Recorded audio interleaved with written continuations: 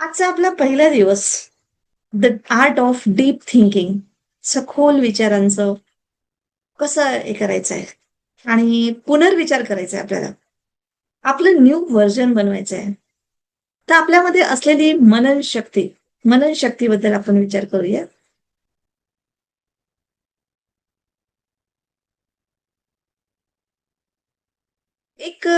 सध्या एक नवीनच प्रथा सुरू आहे की लोक एकटेच आपली बाईक घेऊन प्रवासाला निघतात. तर काही म्हणजे एकटेच विदेश यात्रा पण करून येतात. आजकाल लोकांना एकट्याने प्रवास करणं म्हणजे सोलो ट्रिप जे म्हणतात ना, तसं करायला आवडतं. त्यामुळे ती त्या ठिकाणची व्यवस्थित माहिती जाणून घेऊन अविस्मरणीय असा अनुभव घेऊन येतात. तसेच स्वतःला आधुनिक किंवा अपग्रेड दाखवण्यासाठी स्पेशल मीडियाद्वारे लोकांच्या संपर्कातही राहतात. आणि याप्रमाणे तुम्हाला सुद्धा या कोर्सच्या माध्यमातून एक सोलो ट्रिप करायची आहे असं म्हटलं तरी चालेल. त्यात तुम्ही स्वतःचे विचार म्हणजे अपडेट करून घ्यायचे आहे आणि एक नवीन अनुभव तुम्हाला प्राप्त करायचा आहे.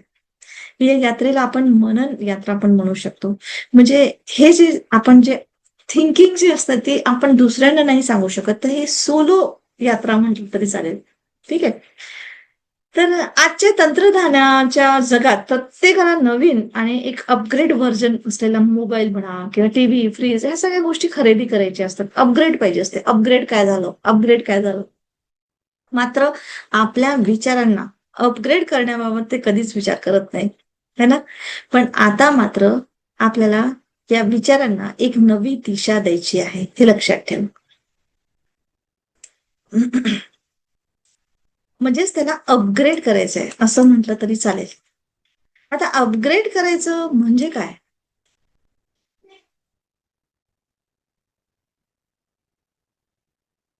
अपग्रेड करायचं म्हणजे काय? तर आपलं आंतरिक स्वरूप जाणून ते विकसित करायचं. म्हणजे आपल्या विकासाची पुढच्या पायरीवर जायचं. याला म्हणतात अपग्रेडेशन. जसं आपण प्रत्येक टीव्ही, बाईक जे काही आहे, आपण वॉशिंग मशीन, या सगळ्या गोष्टी थोड्या-थोड्या कालावधीनंतर नवीन मॉडेल येत राहतात. आणि त्यासाठी थोडेसे पैसे जास्त द्यावे लागतात. म्हणून लोकांना अधिकतर नवीन मॉडेल घ्यायला जास्त आवडतं. कारण त्याच्यामध्ये अपग्रेडेशन झालेलं असते. पण स्वतःला अजून काहीतरी म्हणजे देऊन, जसं बघा म्हणजे एक वॉशिंग मशीन आहे, जे आधीचे जे कमी किमतीत होती, आता जास्त किंमत. तर आपण ते देऊन घेऊन घेतो. ती वस्तू आहे. पण स्वतःसाठी किंमत देऊन आपल्या स्वतःला अपग्रेड करत नाही. तर हे आपलं मुख्य कारण असतं, की आपल्याला म्हणजे अपग्रेड करण्यासाठी स्वतःवर काम करावं लागतं, जबाबदारी घ्यावी लागते, स्वतःचे विचार विकसित करावे लागतात, जुनी विचारधारा सोडावी लागते आणि त्याच्यासाठी कष्ट, वेळ, ऊर्जा, पैसा खर्च करावे लागतो. आणि तो त्यांना करायचा नसतो. किंवा आयुष्यामध्ये बदलही आवडत नसतं, असंही म्हणायला हरकत नाही.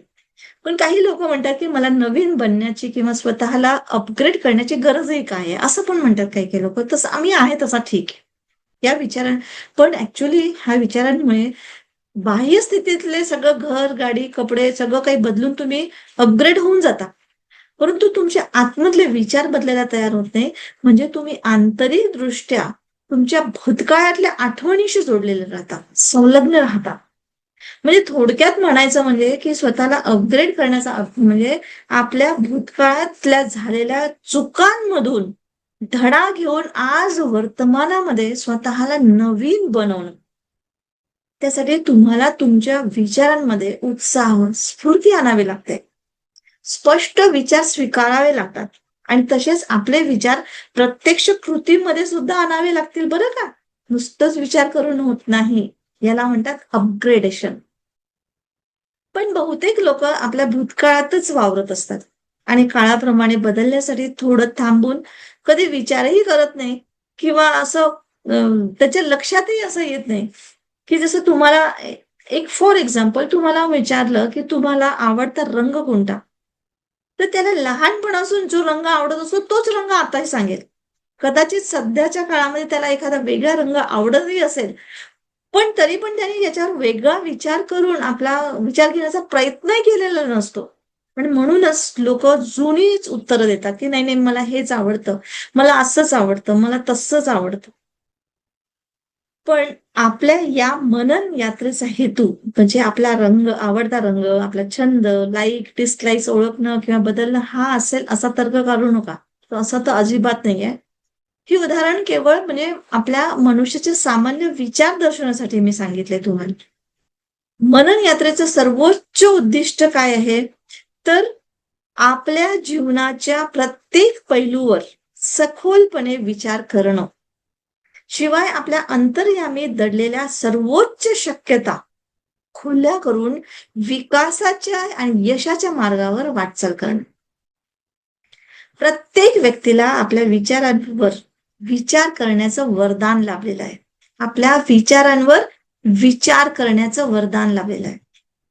मनात चाललेल्या विचारांना योग्य दिशा देऊन एखाद्या विषयाचा गहन अभ्यास करून सर्व दृष्टिकोनातून पाहणं, तसं त्यांच्यातील म्हणजे त्यातील सुप्त बाबी प्रकाशात आणणं हे खरं तर मनन आहे. समस्या आल्यावर तर सर्वजण विचार करतात. पण समस्या नसताना लोक काय म्हणतात, काय आणि का विचार करायचा? त्यांना जर असं विचारलं, की 10 वर्षानंतर तुम्ही कोणत्या स्थितीत असाल? तुमच्या आयुष्यात काय शक्यता असेल? तेव्हा ते थोडा विचार करायला सुरुवात करतील, की मी असा असेन, तसा असेन. मग 10 वर्षानंतर तुमची जी शक्यता असेल, ती शक्यता आता सुद्धा दृश्य रूपात आणली जाऊ शकते का? त्यावर तर तुमचे खूप खोलवर मनन सुरू होईल. कारण विचार आता अपग्रेड केलेले असतील, तरच लोकं आपल्यातली क्षमता पाहू शकतात. तसंच आपल्या नव्या विकसित स्वरूपाची कल्पना करू शकतात. म्हणून जीवनात विचार अपग्रेड करणं फार महत्वाचं आहे. आता तुम्ही थोडं थांबून विचार करा, की तुमची सध्या स्थिती तुम्ही कुठे आहात? सध्याच्या स्थितीमध्ये तुम्ही कुठे आहात? तुमची अवस्था म्हणजे उपस्थिती आज कशी आहे?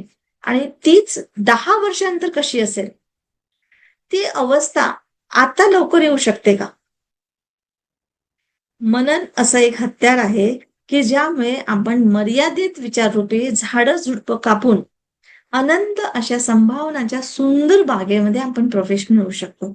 अन्यथा मनन केलंच नाही, तर कदाचित 10 वर्षानंतर सुद्धा आपण तसेच राहू जसे आज आहोत.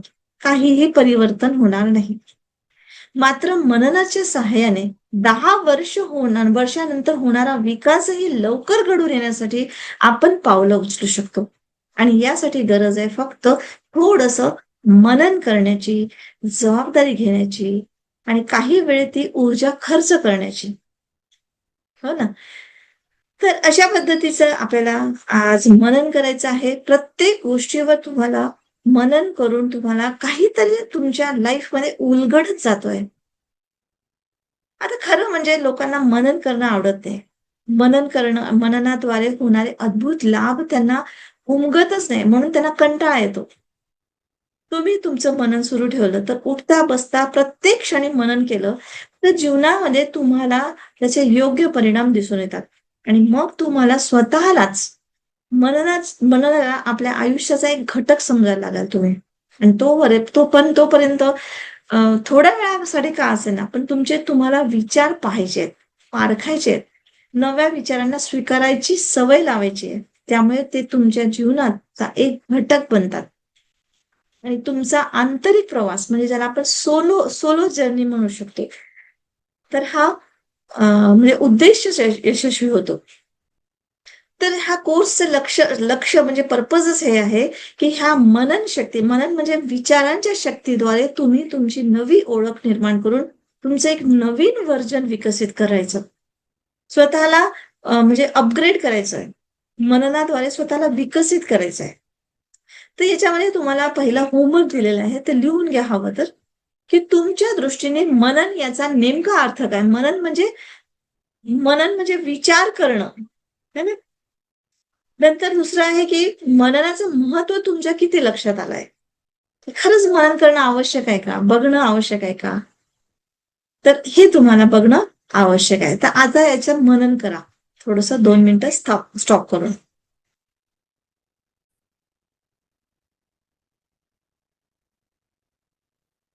काट्यांकडे नव्हे, तर फुलांकडे बघा. आता बघा, मनन मी असं तुम्हाला सांगते. तर मनन आणि चिंतन म्हणजे काय? म्हणजे याच्यातले फरक काय आहे? तर बघा, तुमच्या वाढदिवसाच्या दिवशी कोणी तुम्हाला गुलाबाची फुलं दिले गिफ्ट, तर तुम्ही ती पाहून काय विचार करता? किती सुंदर आहेत ना ही फुलं. किती सुंदर सुगंध आणि म्हणजे मनमोहक आहे. म्हणजे त्यांचा रंग, त्यांचा तो ताजेपणा किती आनंददायक आहे असं वाटतं, है ना? तर हा जो विचार करणं याला म्हणतात मनन. पण याच्या उलट समजा हीच गुलाबाची फुलं घेताना तुम्ही जर असा विचार केला, की अरे ह्या फुलांमध्ये काटे पण आहेत. मला एखादा काटा टोचायला तर नको. अरे यार, हे किती कोमल दिले. अरे यार असं वगैरे, वगैरे जे काही आहे. तर ह्या गोष्टीला म्हणतात चिंतन. कारण त्यामुळे फुलांची सुंदरता, सुगंध, रंग किंवा ताजेपणा याच्यावर तुमची दृष्टीच पडत नाही. तर तुमचं दृष्टी कुठे पडली? काट्यांवर. आणि ते मला टोचणार तर नाही. तर अशाच पद्धतीने आपलं मनही असतं. ते प्रथम प्रत्येक गोष्टीकडे नकारात्मक पद्धतीने पाहत असतं. म्हणजे जीवनात घडणाऱ्या कोणत्याही घटना किंवा समस्येविषयी चिंतन करून आपल्या मनामध्ये समस्या निर्माण करतात. खरं तर प्रत्येकाला यशस्वी व्हायचं असते. पण फार कमी लोक याच्यामध्ये यश मिळवतात. कारण फार थोडे लोक सकारात्मक बाजूकडे लक्ष ठेवून योग्य निर्णय घेतात. मात्र इतर लोक नकारात्मक गोष्टीकडे जास्त लक्ष देतात. तर चला तर आपण एक गोष्ट तुम्हाला सांगते. एका मुलाची जीवनकथा सांगते. त्याच्यावरून तुम्ही विस्तृतपणे समजून घेऊ शकाल. आता नोकरी गेल्यामुळे हा मुलगा खूप निराश झाला होता. त्याचे कुटुंब, सगळे सोयरे किंवा शेजारी-पाजारी त्याला टोमणे देत होते, की आणि त्याच्यामुळे तो जास्त दुःखी होत होता अजून. आणि सर्वांपासून तो आता एकटा राहायला लागला, अलिप्त राहायला लागला होता. एकदा रस्त्यावरून जाताना एक महात्म्याचा एक प्रवचन त्याला ऐकायला आलं. तर तेव्हा ते महात्मा सांगत होते, की दुःख आपल्या गुरुप्रमाणे असतं. दुःख आपल्या गुरुप्रमाणे असतं. ते आपल्याला आपल्या जीवनासंबंधी ज्ञान देत असतं. जीवन जगण्याचा योग्य मार्ग दाखवत असतं. तुम्ही दुःखापासून काही शिकू शकता आणि दुःखात रडतही बसू शकता. तर ही गोष्ट ऐकल्यावर तो लगेच त्या महात्म्याला भेटला आणि तक्रारीच्या सुरात म्हणाला, की घटना किंवा समस्या याला शिकवण्यासाठी येत नाही, तर ते त्रास देण्यासाठी येतात. तेव्हा महात्म्याने त्या मुलाला दुःखाचं कारण विचारलं. त्यावर त्यांनी आपल्या बेरोजगारीमुळे समाजामध्ये म्हणजे दुःख सहन करावं लागतं आहे त्याबद्दल त्यांनी सांगितलं. तेव्हा महात्मा त्याला म्हणाले, की तुझं लक्ष केवळ दुःखावर आहे. तू घटनेवर केवळ नकारात्मक बाजू पाहत आहेस. म्हणून तुला इतर काही सुचत नाहीये. आणि सर्वात आधी विचार कर, की तुझी नोकरी गेल्यामुळे तुझ्या आयुष्यात काय चांगलं झालं. जसं तुला आता वेळ मिळाला आहे, तुझ्यातील गुण वाढवण्याची संधी तुला मिळालेली आहे. तू एक नवीन व्यवसाय पण करू शकतोस. कोणते नकारात्मक विचार तुझ्या ह्या दुःखाचे कारण आहेत हे बघ. तर मुलाने त्या महात्म्याच्या गोष्टी ऐकून खूप गहनपणे आपला विचार करण्याचा म्हणजे प्रयत्न करायला लागला. तो आपले विचार जाणण्याचा प्रयत्न करू लागला. काही दिवसानंतर तो त्या महात्म्याकडे परत गेला आणि म्हणाला, की मी लवकरच एक नवीन काम सुरू करणार आहे. या कामात माझे कुटुंबीय आणि माझे संबंधित सुद्धा मला मदत करण्यास तयार आहे.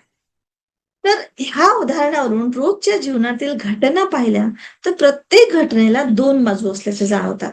एक सकारात्मक आणि एक नकारात्मक. जेव्हा माणसाचं लक्ष प्रथम नकारात्मक गोष्टीकडे जातं, तेव्हा त्यात लपलेली सकारात्मकता असते ना ती दुर्लक्षित होते. आणि ह्या गोष्टीला म्हणतात चिंतन. हे जेव्हा सकारात्मकतेकडे लक्ष केंद्रित होतं, म्हणजे हा एक गुण आहे. याला म्हणतात मनन. तर मनन करेंगे तो फूल दिखेंगे और कांटे कम चुभेंगे. बिना मनन के फूल और कांटे शूल बनून जाएंगे. म्हणजे जर तुम्ही मनन नाही करणार तर फूल पण काटे बनून जातात. तर अशा पद्धतीने ह्या ओळींवर खरंच मनन करा, की आपल्याला मनन करायचं आहे, चांगल्या गोष्टीकडे बघायचं आहे, सकारात्मक बघायचं आहे, तर तुम्हाला फुलच दिसतील. म्हणजे प्रत्येक घटनेत समोर येणारा एखादा भाग नकारात्मक वाटू शकतो, परंतु प्रत्येक घटनेला एक सकारात्मक बाजू सुद्धा असते आणि तीच आपल्याला विकासाकडे नेणारा मार्ग ठरू शकतो. तर ते एखाद्या समस्येचं उत्तरही असू शकते. या सकारात्मक पैलूकडे लक्ष देणं म्हणजेच मनन करणं होय. जो मनुष्य मननाचं महत्व जाणतो, तो कधीही चिंतनाला महत्व देत नाही. चिंतन म्हणजे लक्ष केंद्रित करत नाही. ठीक आहे. तर तो नकारात्मक घटनांपासून सावध किंवा सजग राहण्याचा धडा जरूर घेतो, परंतु त्याच्यासाठी तो मनन केल्यानंतरची स्टेप असते. पहिल्यांदा मनन, की सकारात्मक काय मिळेल मला ह्याच्यातून, ते बघायचं असते. कारण मनन सुरू झालं तर विकासाची वाटचाल सुरू होते. तर निसर्गाचा नियमच आहे, की तुम्ही ज्या गोष्टीवर लक्ष द्याल, तीच तुम्ही मनात किंवा ती गोष्ट तुमच्या जीवनामध्ये वाढू लागेल.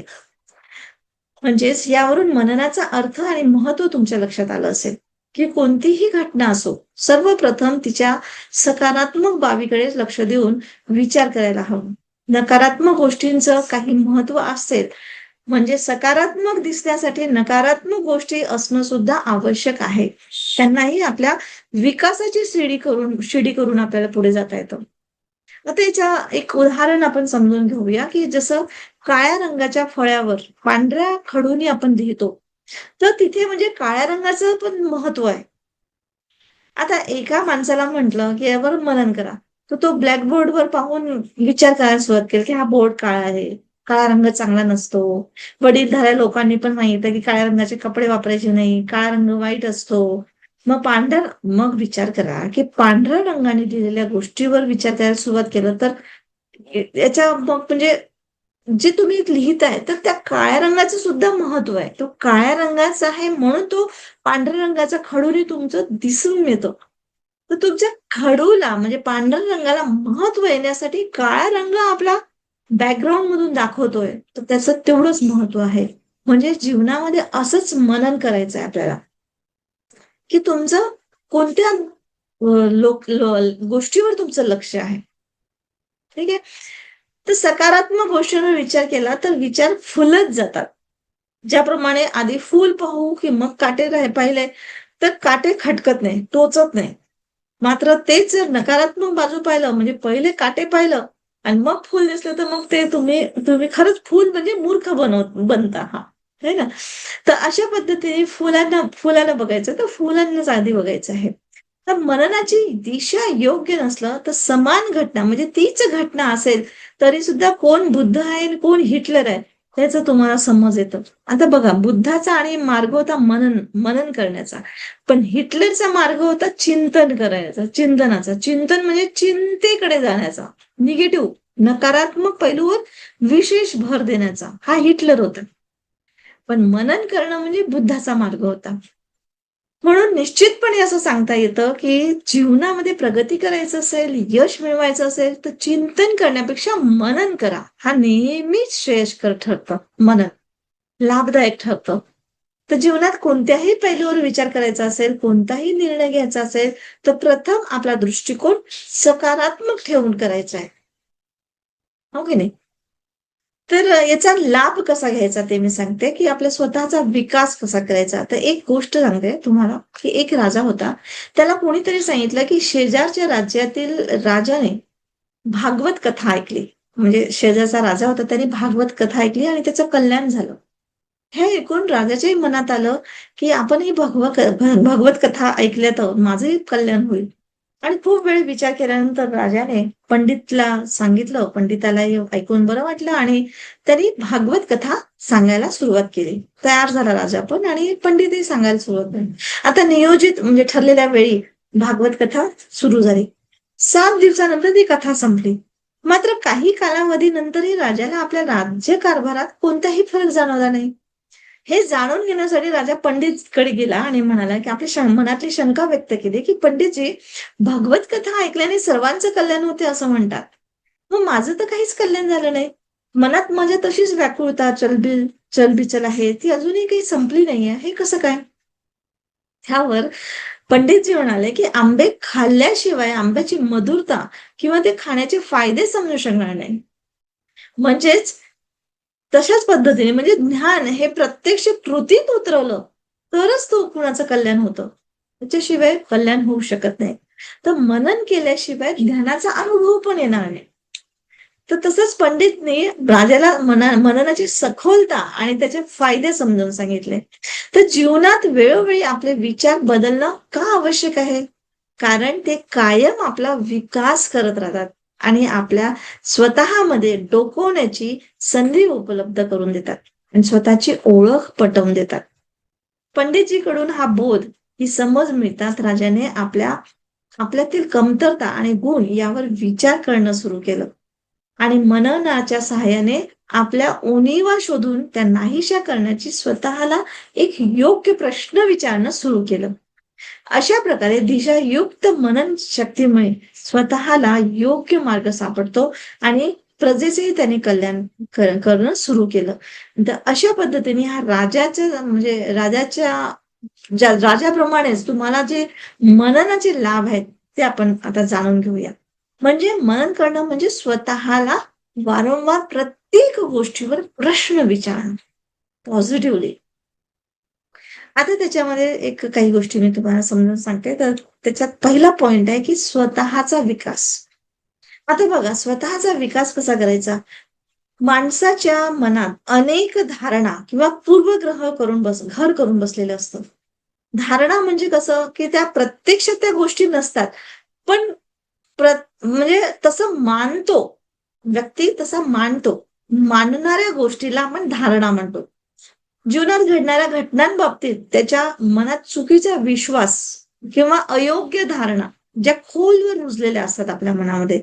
जसं लोक वाईट असतात, फसवणारे असतात, कोणावरही सहज विश्वास ठेवू नये किंवा कपट केल्याशिवाय यश मिळत नाही किंवा माझं नशीब चांगलं नाही, अशा ज्या गोष्टी आपण बोलतो किंवा आम्ही अमुक गोष्टीसाठी माझी लायकी नाहीये, मी लायक नाही बाबा, है ना?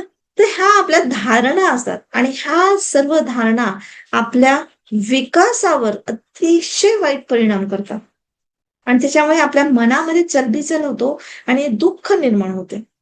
आणि जर असं जर वेळ होत असेल ना तुमच्यासोबत, तर थोडा वेळ थांबून मनन करायचं, पुनर्विचार करायचा आणि त्या राजाप्रमाणे नुसतं भागवत ऐकण्यापेक्षा स्वतःला प्रश्न विचारायचा, की माझ्या अंतरी असा कोणता चुकीचा प्रश्न किंवा चुकीचा विश्वास दडलेला आहे, की ज्यामुळे मी विकास करू शकत नाहीये. मी स्वतःविषयी किंवा लोकांविषयी अशा काही गोष्टी गृहीत धरून चालले आहे का? की त्या गोष्टी खरंच आहेत का? खऱ्या आहेत का? अशा नेमकं त्याच्या उलट काहीतरी वेगळं काहीतरी आहे का? किंवा मी जे करतोय आहे, करणं योग्य आहे का? योग्य ज्ञान कोणतं आहे? किंवा स्वतःचा विकास साधण्यासाठी माझ्यामध्ये कोणत्या उणिवा शोधून उणिवा शोधायच्या आहेत किंवा कोणते उणिवा शोधून काढून टाकणं आहे किंवा कोणतं गुण आत्मसात करणं आवश्यक आहे. असे प्रश्न स्वतःला सातत्याने विचारत राहायचे आहे. म्हणजे तुम्हाला आतूनच त्याची उत्तरं मिळतात आणि त्या उत्तरांवर मनन करायचंय आणि ते योग्य ज्ञान प्राप्त करून तुमच्या सर्व चुकीच्या धारणा म्हणजे हा प्रकाशित येतात, बाहेर पडतात आणि तुम्हाला ते सहजपणे विलीन करू शकता तुम्ही. आणि त्यामुळे चुकीच्या विश्वासावर म्हणजे विश्वासाचा जीवनावर होणारा परिणाम सुद्धा नष्ट होतो आणि आवश्यक गुण आत्मसात करून तुम्ही स्वतःच्या विकासाकडे वाटचाल करू शकता आणि अशा पद्धतीने तुम्ही स्वतःचा विकासाची प्रक्रिया सुरू होते. नंबर 2, की आपल्या ध्येयावर लक्ष केंद्रित करा. कारण तुम्हाला ध्येय असणं खूप गरजेचं आहे. बघा, एक तुम्ही अनुभवलं असेल, की रस्त्यात मांजर आडवी गेली, तर काही लोक थांबून जातात आणि इतर लोक चालले जातील म्हणजे पार करतील याची वाट पाहतात. पण ऍक्च्युअली खरं म्हणजे लक्ष कुठे असायला हवं आपलं? त्या मांजरीवर की पुढे जाण्यासाठी? बघा, खूप डीपली अर्थ आहे बरं का. मांजर आडवी गेली म्हणून आपण थांबतो आणि इतरांनी कोणीतरी पार केलं, की मग आपण जातो. पण मनन करा, की तुम्हाला लक्ष कुठे असायला पाहिजे? तुमच्या मांजरीकडे की तुम्हाला आधी पुढे जाण्याच्या अगोदर?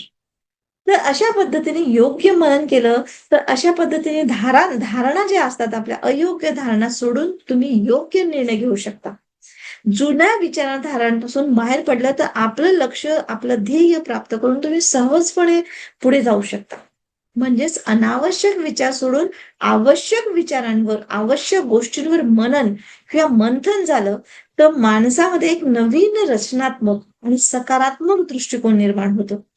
आणि त्यामुळे आपलं लक्ष आपल्याला समजतं आणि त्याच्या प्राप्तीसाठी तो पुढे आपण सरसावतो म्हणजे पुढे जातो आणि आधीपेक्षा आपले काम उत्कृष्ट आणि योग्य वेळी पूर्ण होतात. तर आपलं लक्ष आपल्या कार्यावर, आपल्या ध्येयावर केंद्रित व्हायला पाहिजे. तिसरा पॉइंट आहे, की मनन रूपी ही कात्री वेळेची बचत करते. हे कसं? तर अनेक लोक आपल्या वस्तू कुठेतरी ठेवून देतात आणि विसरून जातात. मग त्या वेळेवर सापडत नाही. जसं रिमोट कंट्रोल आहे, फोन आहे, चष्मा आहे, किल्ली आहे, वगैरे वगैरे जे काही आहे. हे रोजच आपल्या याच्यामध्ये होते. पण थोडं थांबून अशा घटनांवर आपण मनन करत नाही, की असं वारंवार आपल्यासोबत का होतंय? तर अशा मननाच्या अभावी आपण आपला बहुमूल्य वेळ किंवा ऊर्जा वाया घालवतो. चिड होते आणि इतरांवर ओरडा-आरड, टेन्शन होऊन जातं. है ना? आता ही साधी गोष्ट आहे, पण एक तुम्हाला साधं एक सांगते, की याच्यामध्ये आपण थोडंसं मनन करून किंवा समजूतदारपणे मनन करून, थोडंसं थांबून मनन करून आपण किती वेळ आपला आणि किती ऊर्जा वाचवू शकतो. तर प्रत्येक गोष्टीची एक जागा निश्चित करायची आहे, की कोणती गोष्ट कुठे ठेवायची, कोणती गोष्ट कशी राहील. म्हणजे प्रत्येक वेळेस आपण हे सावधपणे प्रत्येक गोष्टी सजगतेने केलं, तर वेळेचीही बचत होते आणि ऊर्जेचीही बचत होते. तर इथे आपल्याला थोडासा समंजसपणा आवश्यक असतो. तर जर हा आपण आपला आवश्यक म्हणजे समंजसपणा आपला ठरवला, तर आपला बहुमूल्य वेळ निरर्थक गोष्टीमध्ये वाया जात नाही आणि मननरूपी हा टॉर्च पेटवून आपण आपल्या प्रकाशामध्ये आपल्याला आवश्यक गोष्टी आपल्याला ठेवता येतात. तर अशा पद्धतीने हे मनन करण्याचे आपल्याला अनंत लाभ आहेत.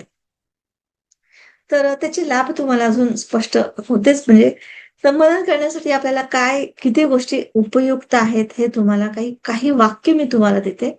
तर म्हणजे जसं काही गोष्टी करायच्या असतील, तर काही वेळेस आपल्याला का करायच्या आहेत? स्वतःलाच म्हणजे प्रश्न विचारायचा आहे आणि त्याला जेणेकरून जोडले हे वाक्य, हे शब्द जोडलं, तर काही वाक्य तयार करायची आहेत, की जसं मला पैसा कमवायचा आहे.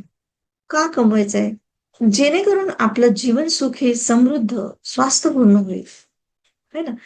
एखादं उद्दिष्ट आपल्याला पूर्ण करायचं आहे किंवा निवडायचं आहे, तर का करायचं आहे? जेणेकरून माझ्या जीवनात योग्य उत्कृष्ट निवड मी करू शकेन. माझं उद्दिष्ट मी पूर्ण करू शकेन. तर अशा पद्धतीने तुम्हाला जे काही करावसं वाटतं, तर का करावसं वाटतं? हे स्वतःला विचारायचं आणि त्याचं उत्तर जेणेकरून म्हणून हे करू म्हणजे तुम्ही तुमचं वाक्य पूर्ण करू शकता. तुम्ही तुमचा उद्देश पूर्ण करू शकता. हो की नाही? तर जसा हा कोर्स करायचा आहे आपल्याला. का करायचा आहे आपल्याला? कशासाठी करायचं आहे? का बरं एवढं कॉन्सन्ट्रेशनने ऐकलं पाहिजे आणि बिलकुल केलंच पाहिजे?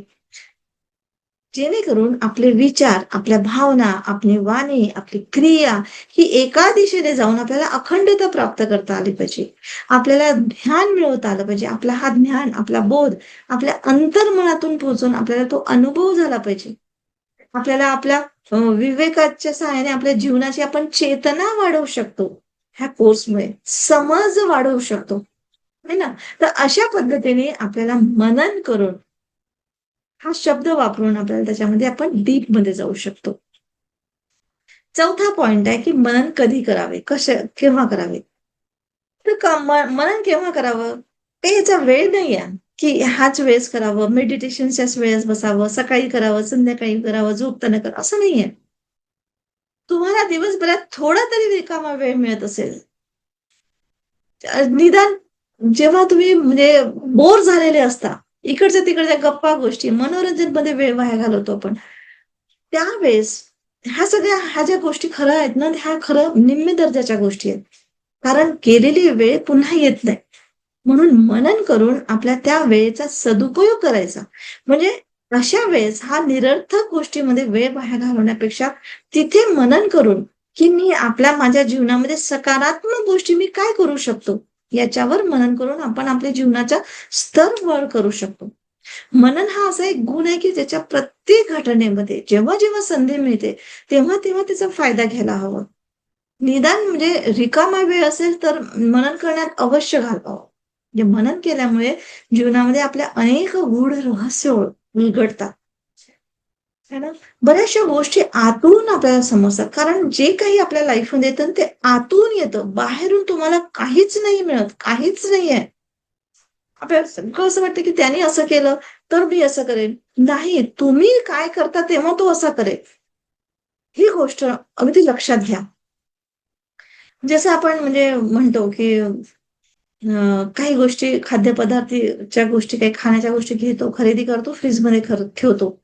नंतर खाऊ असं म्हणतो आणि कधीतरी मग विसरून जातो आणि मग तो फ्रीज स्वच्छ करायला घेतलं, तर मग ते पदार्थ दिसतात आणि मग आपल्याला असं वाटतं, "अरे, याची एक्सपायरी डेट झाली." बरेचदा असं होतं, आहे ना? म्हणजे बघा, फ्रीज हा कशासाठी आहे? टिकवण्यासाठी आहे. काही गोष्टी टिकतो. पण किती दिवस टिकवणार?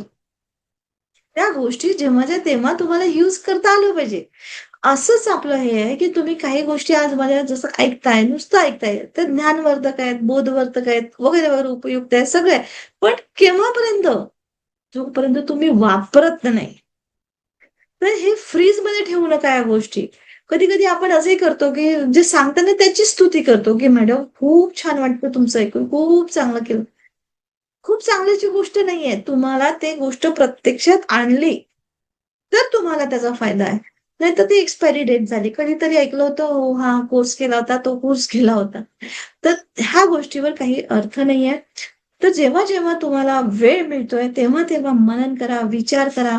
तिला फ्रीजमध्ये ठेवू नका त्या गोष्टी आणि फ्रीजमध्ये ठेवूनही म्हणजे चांगल्या गोष्टी असतात, पण त्या काही दिवसच असतात. त्याची काही लिमिट असते, है ना?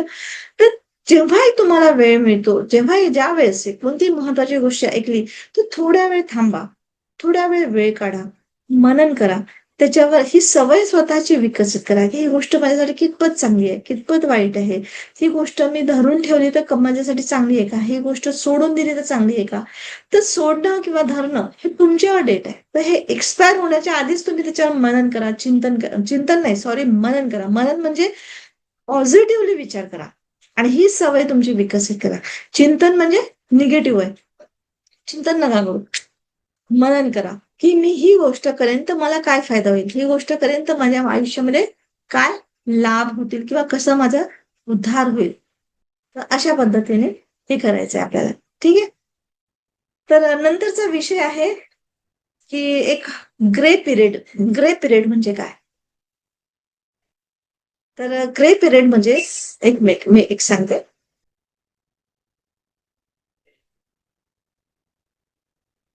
तर दुसरा दुसरा एक टाईम आहे, की मनन कधी करायचं, है ना? आता जसं एक म्हणतो, की 1 वर्ष संपून नवीन वर्ष सुरू होतं, तेव्हा पहिल्या वर्षाच्या शेवटी आणि नव्या वर्षाच्या सुरुवातीला जो कालावधी येतो, त्याला आपण ग्रे पिरियड म्हणू शकतो. ज्याप्रमाणे काळा आणि पांढरा रंग एकत्र केला, की त्याला आपण ग्रे म्हणतो, है ना? तशाच पद्धतीने जुनं वर्ष म्हणजे काळा रंग. तर त्याच्यातील काही चुका किंवा अपूर्ण कार्य किंवा नात्यातील दुरावा, गडबड गोष्टी, तर हा एक म्हणजे काळा रंग आहे असं समजा, जुनं वर्ष आहे. आणि नव्या वर्षात म्हणजे सर्व काही नवीन, प्रकाशमान म्हणजे पांढरा रंग असतो. तर काळ्या आठवणी विसरून म्हणजे शुभ म्हणजे पांढऱ्या म्हणजे नवीन वर्षात प्रवेश करण्याच्या कालावधीला आपण ग्रे पिरियड म्हणू शकतो. म्हणजे जुन्या गोष्टी सोडा, नवीन गोष्टी अनुभवा. तर नवीन वर्षात म्हणजे प्रवेश करण्यासाठी थोडं थांबून गतवर्षीवर नजर टाकायची. तर तुमच्या लक्षात असं येतं, की अनेक गोष्टी होत्या ज्यावर तुम्हाला कार्य करणार होते तुम्ही. पण काही कारणामुळे तुम्ही कार्य काही पूर्ण करू शकले नाही. त्यामध्येच अर्धवट सोडलं किंवा तुम्हाला हवा तसं त्याचा परिणाम आला नाही किंवा साधू शकले नाही तुम्ही त्याचा परिणाम. तर अशा वेळेस त्या गोष्टीवर सखोलपणे विचार करा आणि काय उणीव राहिली त्याच्यात, काय अपूर्ण कोणती गोष्ट राहिली, कोणतं कारणं होते ते अपूर्ण राहण्याचं. तर हे समजलं तर तुम्हाला नवीन पद्धतीने नवीन गोष्टी तयार करायला उत्साह पण वाटतो. तर एका नव्या विचाराने नवीन वर्षात ते कार्य पूर्ण करण्याचं ध्येय बाळगायचंय. तर अशाच प्रकारे जसं आता हे मी वर्षाचं सांगितलं, तर अशाच पद्धतीने 2 महिन्यांच्या मध्ये, 2 आठवड्यांच्या मध्ये, 2 दिवसांच्या मध्ये, एवढंच नव्हे तर 2 तासाच्या मध्ये सुद्धा मनन करता आलं पाहिजे. कारण हा जो ग्रे पिरियड असतो ना, तो आपल्या जीवनात सर्वोत्तम बनवण्यासाठी आणि किंवा सर्व क्षणोक्षणी म्हणजे विकासाकडे जाण्यासाठी खूप महत्त्वपूर्ण असते. आणि असं मनन करण्याची एकही संधी म्हणजे तुम्ही गमावू नका. तर केवळ पुढचं वर्षच नव्हे, तर पुढचा महिना, पुढचा आठवडा, पुढचा दिवस, पुढचा तास आणि याही पेक्षा उत्कृष्ट कसा होईल, याकडे लक्ष द्यायला हवं. म्हणजे किती मजा येईल ना. आपण फक्त वर्षभराचं बघतो, की मागच्या वर्षात मी काय केलं, कुठे काय अडचण आली, कुठे मी अर्धवट राहिलं, काय आलं. पुढच्या वर्षात मला आता असं करायचं. म्हणजे वर्षाचं घेतो, मोठा घेतला. त्यापेक्षा थोडंसं महिन्याचं घ्या, आठवड्याचं घ्या, दिवसाचं घ्या, तासाचं घ्या आणि हळू मिनिटाचं येतो. म्हणजे प्रत्येक मिनिटामध्ये तुम्ही कसे वागत आहात, खूप सुंदर म्हणजे तुम्हाला हे लक्षात येईल. म्हणजे तुमच्यात अवेअरनेस येतो. आणि तिसरा पॉइंट आहे, तो म्हणजे घटना घडल्यानंतर, म्हणजे एखादी घटना घडते. आता आपलं जीवनच म्हणजे घटनांचं एक शृंखलाच आहे म्हटलं तर चालेल, की जीवनात सातत्याने लहान मोठ्या घटना घडत असतात. अशा घटनांमध्ये आपण काय अनुभवतो? तर प्रत्येक घटनाला कोणत्या दृष्टिकोनातून पाहतो आणि समोरच्या व्यक्तीला आपण कसा प्रतिसाद देतो आणि याच्यावरच आपल्या पुढच्या जीवनात आपण काय आकर्षित करणार हे ठरत असतं. म्हणून प्रत्येक घटनेनंतर मनन करणं आवश्यक आहे आणि त्याच्यात दडलेलं सकारात्मक पैलू शोधून काढायचं. म्हणजे असं नाही की आणि नेमकं आपण काय करतो, एखादी घटना घडली, आपल्याला आवडली असेल तरी त्याच्यातच गुंफून राहतो किंवा नाही आवडणारी घटना असेल तर त्याच्यात आणखी जास्त झडत राहतो. पण तसं न करता त्याच्यात आवश्यक असलेले पॉझिटिव्ह सकारात्मक विचार बघायचे आहेत आणि त्याच्यावर मनन करायचंय, की मला काय शिकायला मिळालं, मला काय करायला पाहिजे होतं आणि ते सकारात्मक पैलू शोधून समोर जायचं. तर प्रत्येक घटना आपल्या जीवनामध्ये प्रगती करण्यासाठी येते. म्हणजे त्या घटनांमधून आपल्याला काहीतरी शिकायला मिळणार असतं. आपण आव्हानं देऊन त्या सुप्त संभावना प्रगट करणार असतो आणि त्या यशाची पायरी ठरवण्यासाठी येतात. म्हणजे ती घटना यशाची पायरी असते. म्हणून काही घटना समस्यांवर उपाय घेऊन येतात, तर काही घटना आपल्या कर्माचे फळ असतात. तर प्रत्येक घटनेनंतर आपल्याला मनन करून आपल्याला शोधायचं आहे, की या घटनेतून नियतीने आपल्यासाठी काय योजलेलं आहे. त्याचा संपूर्ण लाभ घेऊन आपण प्रथावर मार्गक्रमण कसं करू शकतो हे बघायचं आहे. तर ज्या घटना दरवर्षी पुन्हा-पुन्हा घडतात, अशा घटनांवर आपल्याला अवश्य विचार करायला पाहिजे.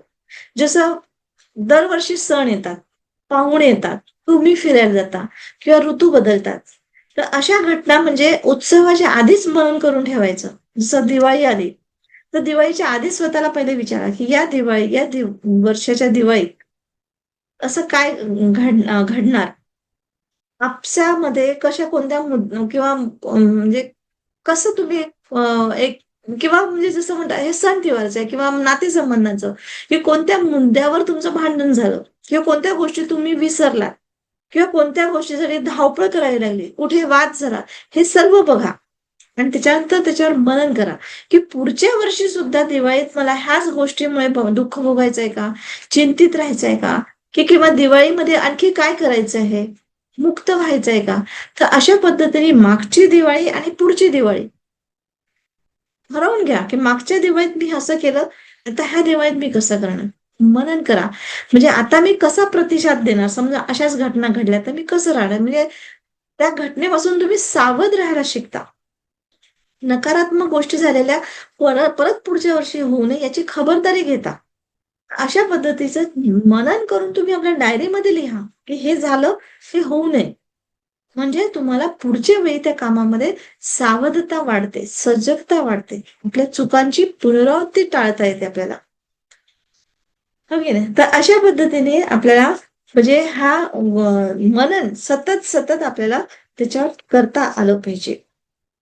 तर एखादा वरदान जेव्हा आपल्याला शाप ठरतो, तेव्हा कसं होतं?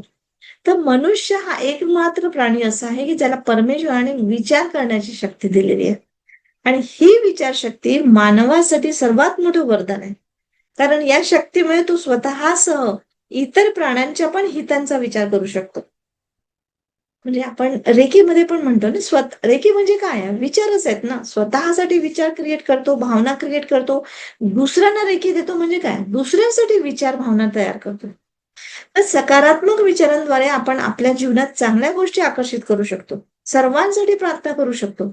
मात्र या सर्व गोष्टीसाठी मनुष्य सावध नसला ना किंवा त्या घटनांवर मनन केलं नाही, तर तो दुःखी पण होऊ शकतो. म्हणजे तेच विचार तुम्हाला दुःखी पण करू शकतात.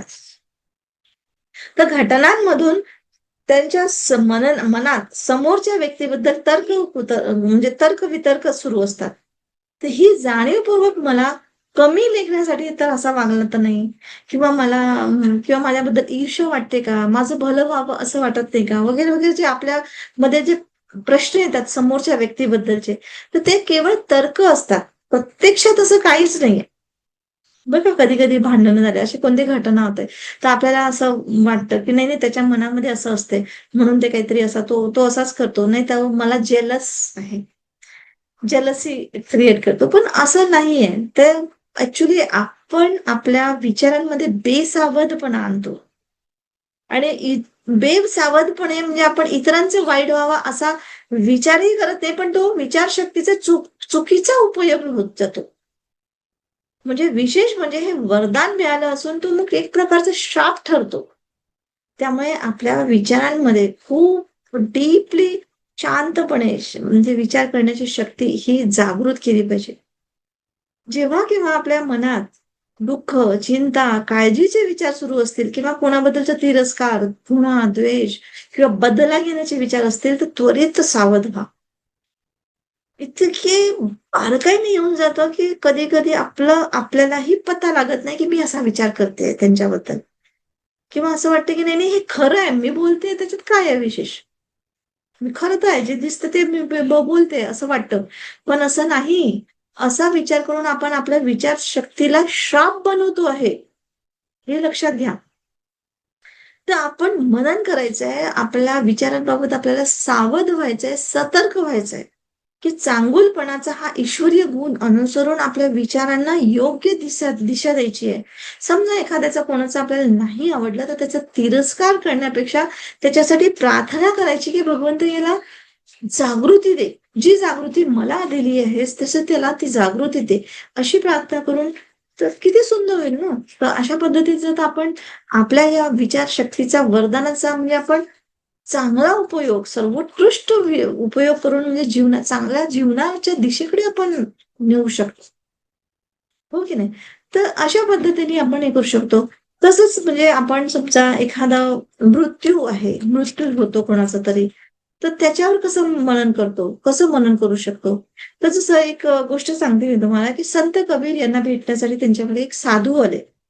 तर त्यावेळेस कबीर घरी नव्हते आणि ते स्मशान घाटावर गेले होते. तेव्हा त्यांच्या पत्नीला साधूने विचारलं, की तुम्हाला जर त्यांची पत्नी म्हणजे त्या साधूला म्हणाली, की तुम्हाला जर भेटण्याची घाई असेल तर स्मशान घाटात जाऊन भेटू शकता तुम्ही. तर तेव्हा ते साधू म्हणाले, की मी त्यांच्याविषयी फक्त ऐकलेलं आहे, प्रत्यक्ष पाहिलं नाही. त्यामुळे मला त्यांना कसं ओळखेन मी? तर म्हणजे ते घाटावर गेले होते ना कोणाच्या तरी. तर मी कसं ओळखेन, की ते कबीरजी आहेत? मी आता त्या काळामध्ये ना फोटो ना काही होतं. तर कबीरची पत्नी म्हणाली, की तुम्ही फक्त जाऊन बघा आणि स्मशानातून परतताना ज्या पुरुषाच्या चेहऱ्यावर स्पष्टपणे वैराग्याचे भाव दिसतील ना, तो कबीर असेल. तेच कबीर असतील. म्हणजे बघा, नुसतं चेहऱ्यावरचे भाव बघूनही तुमच्या आतमध्ये काय मनन चालू आहे हे समजायला येतं, हे सांगायचं आहे. हो की नाही? म्हणजेच मनुष्य स्मशानातून जेव्हा परत परत येतो, तेव्हा एखाद्या मृत्यूनंतर स्मशानात उत्पन्न झालेले वैराग्याचे भाव तिथे सोडून देतो. पण वास्तविक एखाद्याच्या मृत्यूचा प्रसंग हे मनन करण्यासारखं असतो. तर ही कबीर तितक्या डीपली होते, की त्यांच्या मनात ते मनन करणं होतं मृत्यूबद्दलचं हे त्यांना सांगायचं आहे. तर बरेचदा लोकांच्या मनात आपोआप प्रश्न निर्माण होतात, की आपल्यालाही एक दिवस म्हणजे आता जसं आपण असतो म्हणजे कदाचित तुम्ही गेलेच स्मशानात किंवा नाही तर माहिती नाही. पण जे काही कोणी जातात स्मशानामध्ये, तर तेव्हा मी तर माझं स्वतःचं तर मी म्हणून पाहिलं करून, की जिथे मी स्वतः जळताना पाहिलं, त्याच्या घाटावर मी गेलेली आहे. तेव्हा मी स्वतःला तिथे घाटावर त्या डेड बॉडीच्या जवळ ठेवलेलं आहे. स्वतःला तेच सांगितलंय, की एक दिवस आपल्याला हे जग सोडून जायचंय. सर्व काही इथेच सोडून जायचंय. सगळी ही मोह-माया, मग एवढं का बरं फसावं? है ना? हे प्रश्न येतात मनामध्ये, की जीवनाचं अंतिम सत्य हेच आहे का? मृत्यू, है ना? तर आज ज्याचा म्हणजे अशा अशा टाईपचे जे काही आपले विचार येतात, खरं म्हणजे हे पाहिलं तर हे विचार येणं शुभ आहे. शुभ म्हणजे तुमची एक पायरी वाढते, की तुम्ही थोडंसं मंथन करू शकले, तर तुमच्या मनामध्ये जागृती निर्माण होते. आणि ही जागृती तुमच्या जीवनामध्ये परिवर्तन करण्याची शक्यता वाढवते. आणि खरंच त्याच गोष्टीने परिवर्तन होतं ना. आता ग्रँड मास्टरमध्ये तुम्हाला माहिती असेल त्यांनी ग्रँड मास्टर केलं. त्याच्यामध्ये मी हेच म्हणजे काल्पनिक मृत्यू म्हणा किंवा मृत्यूमध्ये गेल्यानंतर तुम्ही स्वतःला तिथे पाहिलं, तर ह्या गोष्टीचे म्हणजे एक डेव्हलपमेंट होतं, की खरंच मृत्यूनंतर तर आपल्याला शरीर सोडून द्यायचंय.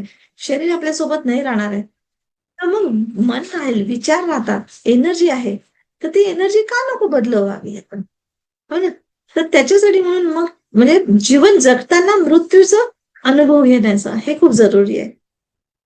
तर अशा पद्धतीने आपल्याला हे निसर्गाचे संकेत समजून घेण्यासाठी आपल्याला क्षणोक्षणी तयार राहायचं आहे. आता 5वा पॉइंट आहे, की मननासाठी आवश्यक गुण कोणते असावेत आपल्यामध्ये? कसे गुण असतात?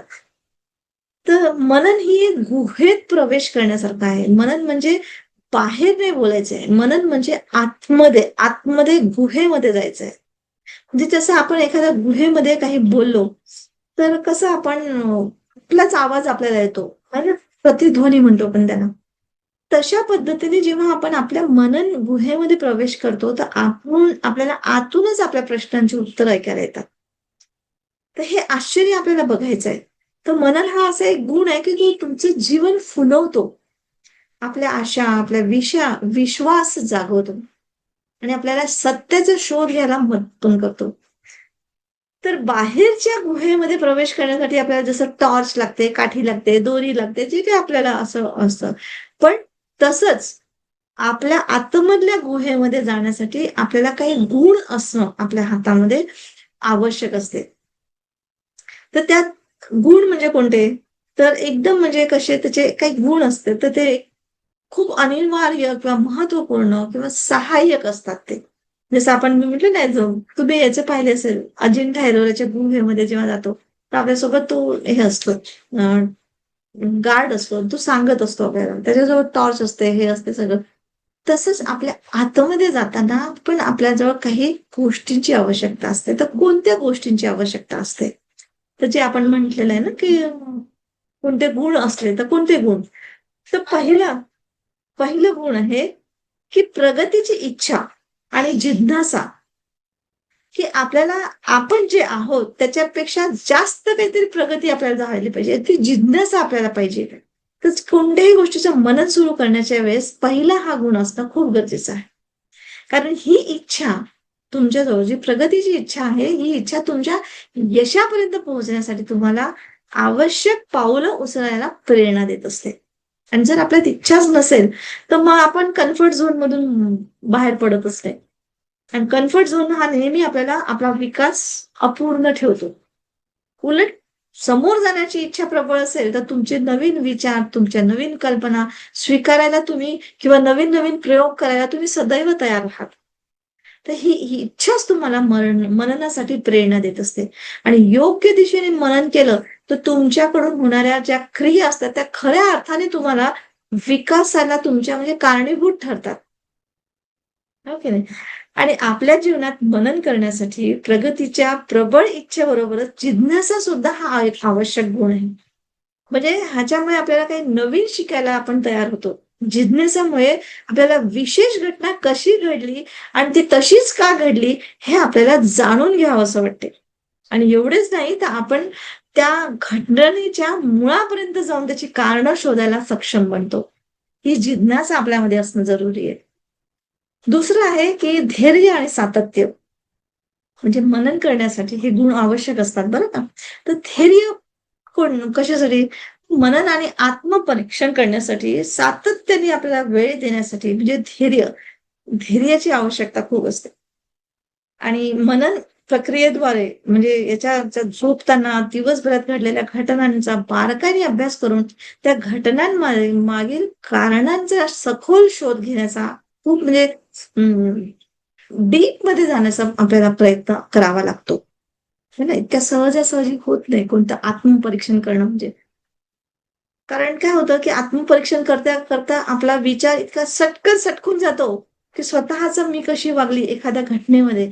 तर विचार करता स्वतःवरून येता पटकन दुसऱ्यावर जाते. पण त्याने तसं केलं ना, म्हणून मी असं केलं. नाही. त्याने काय केलं तो त्याचा प्रश्न आहे. मी का असं केलं? असं काय माझ्या मनात आलं आणि मी असं काय केलं? ह्याच्यावर म्हणजे मनन करण्यासाठी धैर्य खूप आवश्यक असतं आणि सातत्य. बरं एकाच वेळेस झालं तर असं होईल असं नसतं. कधी-कधी हळूच एखादी गोष्ट येते, दुसऱ्या वेळेस परत विचार म्हणजे हे सातत्य करत राहणं. एकानंतर एक म्हणजे येत राहतं ह्या गोष्टी. तर ह्या सगळ्या गोष्टी तुम्हाला असणं खूप गरजेचं आहे. नंतर मग आहे स्थिर चित्त, सतर्कता, एकाग्रता. म्हणजे कॉन्सन्ट्रेशन, स्थिरता ठेवणं. असं नाही की करता करता काहीतरी एक काम करतोय आणि दुसरं काम करतोय, असं नाही होते. सतर्कता म्हणजे अवेअरनेस. जसं म्हणजे एकाग्रता कशी असावी? तुम्हाला माहिती आहे ना, उन्हात जेव्हा तो आपण भिंग ठेवतो, मॅग्निफाइंग ग्लास ठेवतो, तो स्थिर ठेवलं तर त्या आगकाडीची ती काडी असते ना, तिला सुद्धा तो पेटवतो. म्हणजेच काय होतं, त्याच्यामध्ये चित्त स्थिर असतं. ज्यांचं चित्त स्थिर असते, इकडे तिकडे लक्ष भटकत नाही, जो एका विषयावर लक्ष केंद्रित करू शकतो, तोच त्या मनन गुहेमध्ये पुढे जाऊ शकतो, प्रवेश करू शकतो. आणि त्याचप्रमाणे विचार आणि भावनांमध्ये चित्त गुरफटून जायला नको तुमचं. सतर्कता म्हणजे अवेअरनेस बाळगणं खूप गरजेचं आहे, की मी काय करते आहे? याचा अर्थ काय होईल? याचा आउटकम काय होऊ शकतो? हे तुम्हाला जेव्हा समजलं ना, तर तुम्हाला म्हणजे सतर्क झाला, तर तुमची यात्रा ही मनन गुहेमध्ये प्रवेश करण्याची ही जी यात्रा आहे, ती अगदी सहज आणि सुलभ होते. आणि मनन करण्यासाठी एकाग्रताची तर खूप आवश्यकता असते. म्हणजे एकाग्रता असेल तर तुम्ही कोणत्याही गोष्टीकडे वेगवेगळ्या पैलूंनी म्हणजे वेगवेगळ्या दिशेने बघून विचार करू शकता. जसं एखाद्या कारचं निरीक्षण करायला तुम्हाला सांगितलं, तर तिचा रंग, तिचा मॉडेल, तिचा आकार, इंटेरियर काय काय ते मायलेज, इंजिन वगैरे वगैरे सगळ्या गोष्टी आपण किती पद्धतीने एका कारवर चारही बाजूने बघतो. त्याचं कितीचं आहे ना, आणि कसं आपण पेमेंट कसं करू शकतो, इथपर्यंत आपण मनन करतो त्या कारसाठी. तर अशा पद्धतीने तुम्ही म्हणजे त्या कारची निर्मितीबद्दल तुम्ही विचार करताय सगळं, की ती कार माझ्या घरी कशी येऊ शकते, है ना? तर तशाच पद्धतीने आपण आपल्या विचारांवर, आपल्या विषयांवर विचार करणं खूप आवश्यक आहे. कोणतेही विचार तुम्हाला तुमच्यातले गुण प्रकट करायचे आहेत, तुमच्यातलं जे काही शोधायचं आहे आतलं, तर त्याच्यावर तुम्हाला आपल्या मनन किंवा मंथन करून आपले हे विचार प्रक्रिया अशी सुरू ठेवली, तर तुम्ही म्हणजे अशा काही गोष्टी प्रकट होतात ना, की तुमच्या कधी लक्षातही आल्या नसेल. तर अशा पद्धतीने तुमचं म्हणजे बाहेर गुण प्रदर्शित व्हायला लागतात आणि तुमच्या गोष्टी प्रगट व्हायला लागतात. तर इतकं सुंदर म्हणजे हे गोष्ट आहे आणि त्याच्या म्हणजे हा एकाग्रतेचा गुण तुम्हाला अगदी मुळात जाण्यासाठी म्हणा, तर खूप सहाय्यक ठरतो. चौथा पॉइंट आहे अहंकार शून्यता. म्हणजे अहंकार नको, की अहंकार असेल तर मग तुमचं ते मनन, चिंतन नाही सॉरी चिंतन म्हटलं की निगेटिव्हिटी येते. माझ्या मनात ते वारंवार तो चिंतन हा शब्द येऊन जातो. पण ऍक्च्युली मननच करायचं आपल्याला, चिंतन करायचं नाही. म्हणजे सकारात्मक गोष्टीकडेच बघायचं आपल्याला. तर हे सुद्धा कसं अहंकार शून्यतेमध्ये जायचं आहे. म्हणजे अहंकार असेल तर प्रामाणिकपणे मनन होत नाही.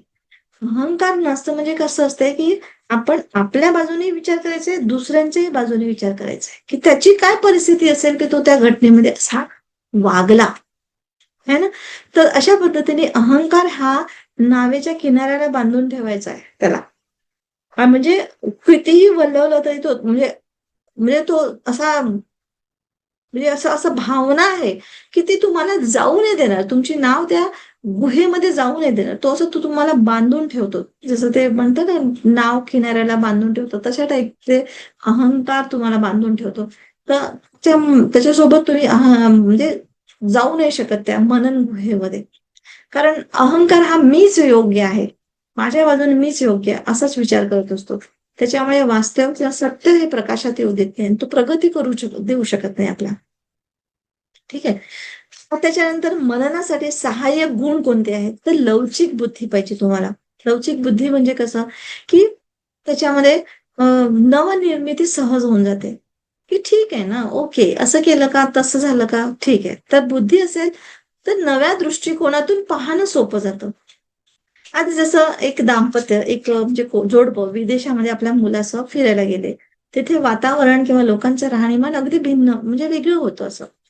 पण त्या दोघांनाही तिथलं वातावरणाशी जुळवून घेणं खूप अवघड वाटायला लागलं. पत्नी मात्र लवचिक बुद्धीची असल्यामुळे तिला तिथल्या लोकांशी गप्पा गोष्टी करून तिथल्या लोकांमध्ये मिसळून जाणं ती लवकर जमत होतं तिला. आणि नवीन वातावरणाचा अगदी आनंद घेत होती मस्तपैकी.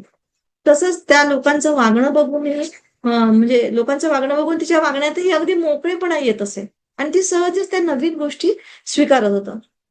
तर आहारातही जे काही विदेशी पदार्थ मिळत होते ते पण ती मजेत खात होती.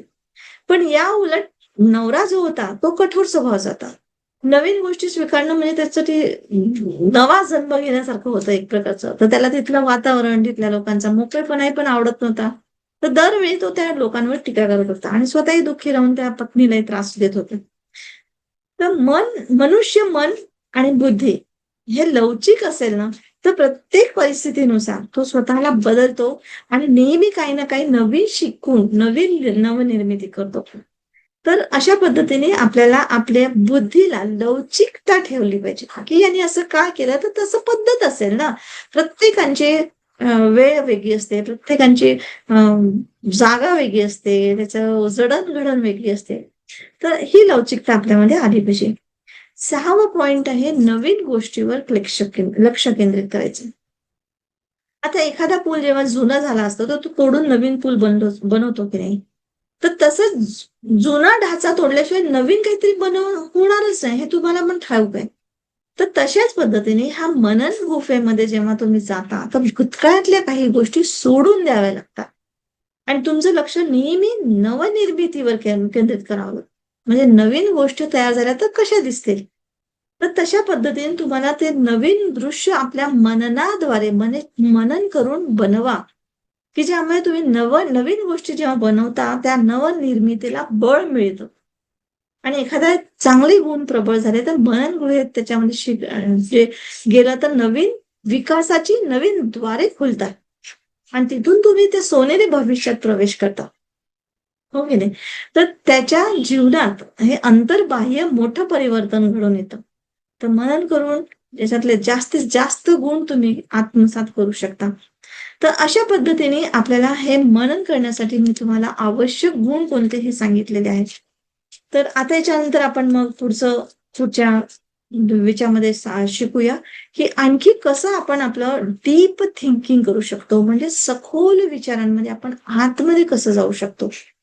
तर नक्कीच याच्या पुढचा उद्याचा दिवस राहील. तर नक्कीच सर्वांनी बघा, चिंतन करा, मनन करा. चिंतन करू नका, मनन करा.